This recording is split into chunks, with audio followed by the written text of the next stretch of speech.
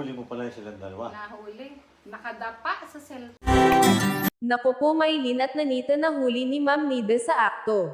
Jan Stock Vlog ang inyong lingkod muling nagbabalik upang magbigay mixing reaction video. Panoorin po ang kabuuan sa channel ni Tito Hearn sa kanyang live.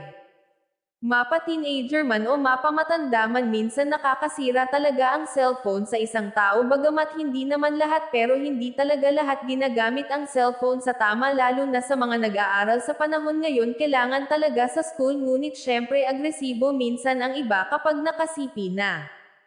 Kinuhanan di umano ni na Ma'am Nida si Nanita ng CP. Dahil nga mas pagtutuunan pa nito ang pagdotnet kapag hawak na niya ang CP. Ginagawa ni na Ma'am Nida iyon para din naman ito sa kagustuhan nilang mapabuti ang pag-aaral ng bata. Tsaka napapansin naman natin na si Nanita mismo hindi niya iniingganyo ang kanyang sariling mag-aral, kaya ayun, isang buwan na wala siyang CP. At ikaw din Maylin, kapag naka-live si Tatay Hearns nyo, bitawan mo muna ang CP mo para makapag-focus kayo sa mga sinasabi ng nanay at tatay, hindi sa CP mo kayo nakatuon dahil hindi magandang tignan. Huli mo pala silang dalawa. Nahuli. Nakadapa sa cellphone. Sininita po talaga, aaminin ko, hindi po siya talaga marunong gumamit ng cellphone ng tama. Kaya mayroon po ako sa kanya ngayon, 1 month hindi po siya magsi-cellphone. Kasi yun ang usapan namin. Mag-aaral siya, kung may assignment, gagamitin ang cellphone ko, pero hindi po niya cellphone. Si Maylin, ang gamit lang ng cellphone.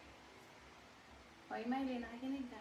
Ang gamit ng cellphone mo kapag may pasok at dito sa baba gagawa. Nagkaintindihan? Kasi hindi niyo ako sinunod eh. Ano gusto mo? Nita, 1 month, 1 year, o wala nang tuluyan?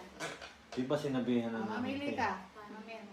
Ha? 1 month lang daw. Oh, 1 month. Pero kapag umulit ka, nandoon, isinurinder ko po kay Pugong Biyahero yung cellphone.